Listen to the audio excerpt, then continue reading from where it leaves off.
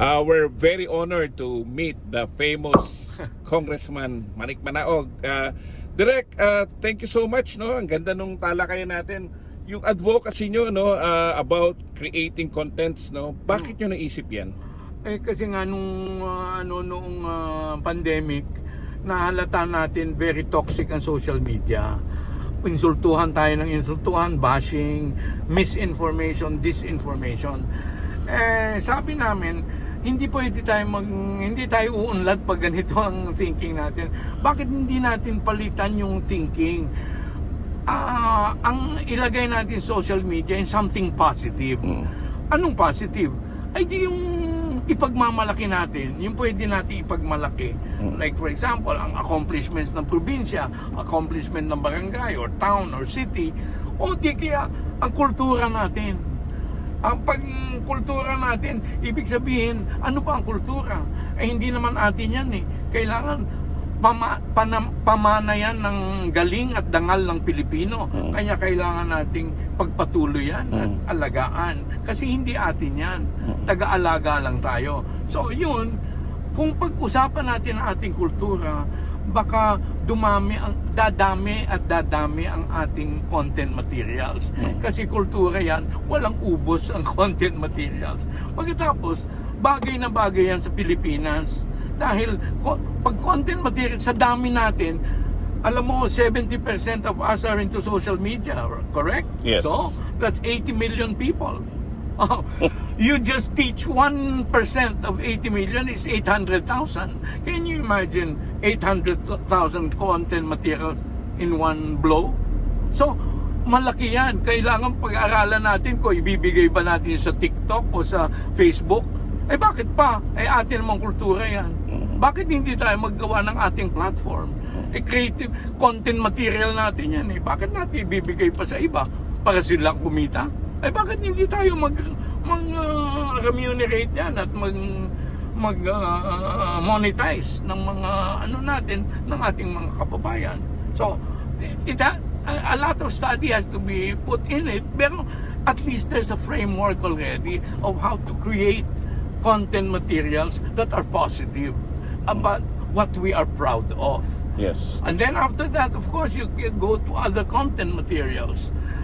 Because why content material? Because why is it an advantage for us? Because as we said, we're 80 million people in social media. You can easily times 2 or times 3 that. Why? Because of our dialects. Sa dami nating dialects. So, multiple ang pwede mong gawing content material. Meron kang Cebuano, meron kang Tagalog, may English, may lahat. So, dadami. Can you imagine, sabihin mo 1% lang, 800,000. And this one is doable within 3 to 5 years. Malaki na yan. I think yung 800,000, sandali lang yan. Kung matuturuan natin. So, ang mission ngayon is really magturo to democratize filmmaking. Turuan muna natin yung kabataan, gumawa ng mga short videos talking about what is good, what is beautiful, and what is noble in our country. Then that's it. We can proceed from there. Sinasabi ko nga, ang susunod na content material will be Siniwikain about values in the GMRC. Matagal na itinuro ng ating mga ninuno kung ano yung GMRC at mga values na magaganda through our salawikain. Yung hindi marunong lumingon sa pinanggalingan, hindi makakarating sa paroroonan. O yun, ang daming, whether it is in English, Tagalog, Cebuano, Ilocano, Ilonggo, a saying is a saying is a saying. Sa lawikain niya, honesty is the best policy. I have learned in whatever state I am to be content. All of these things, yan ang pa-interpret natin sa grade 11 and 12.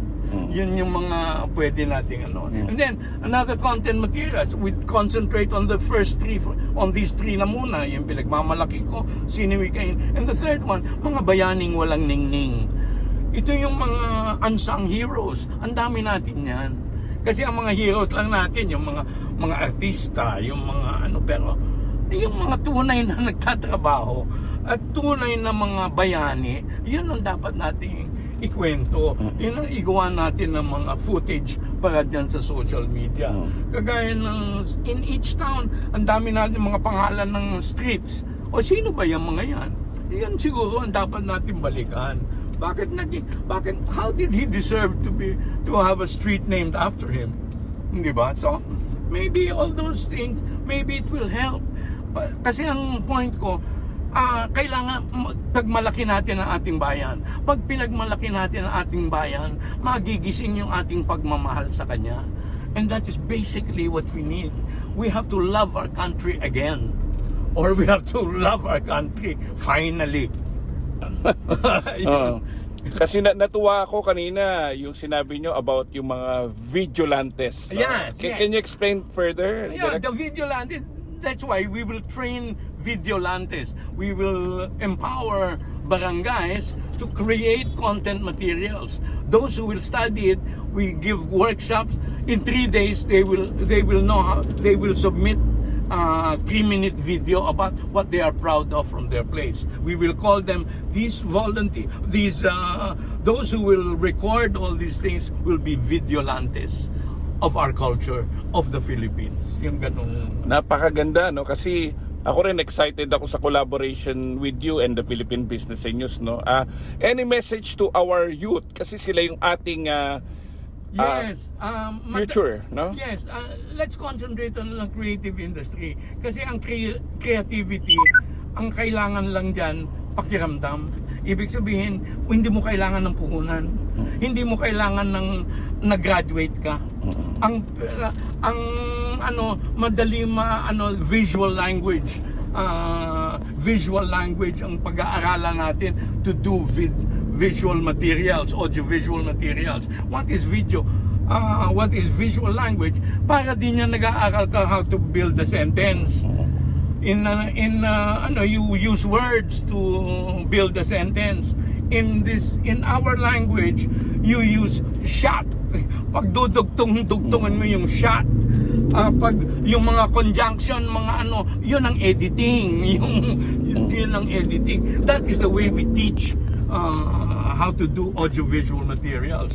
That's why it is so simple. You don't need to be a broca. You don't need 1 semester, 2 semesters, 4 semesters of filmmaking to do 3-minute videos, which are needed now and which is the trend now on social media.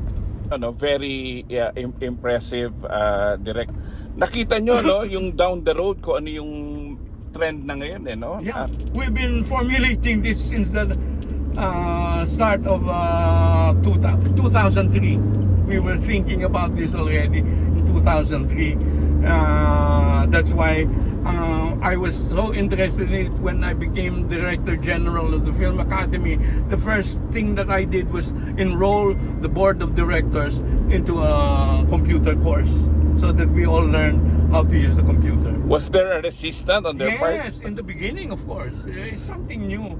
Ano na makalukuhan yan? Hindi naman namin kailangan yan. Okay na kami. Yung moviola ng mga editors. Ngayon wala nang moviola. Wala nang editing. Yeah. I mean, hindi mo na mahahawakan yung pelikula. Yeah. Nandun na lang. Nakaano na. So, at least, that's why we envisioned madali nang ito democratize filmmaking. Yun yung, that's why to Videolantes, to develop Videolantes. Okay. Thank you so much, Direk. Kumusta kayo dyan? Ito po ang inyong abang lingkod, Congressman Manik Manaog at your self-service from the Lakas Tama Party. Ayan.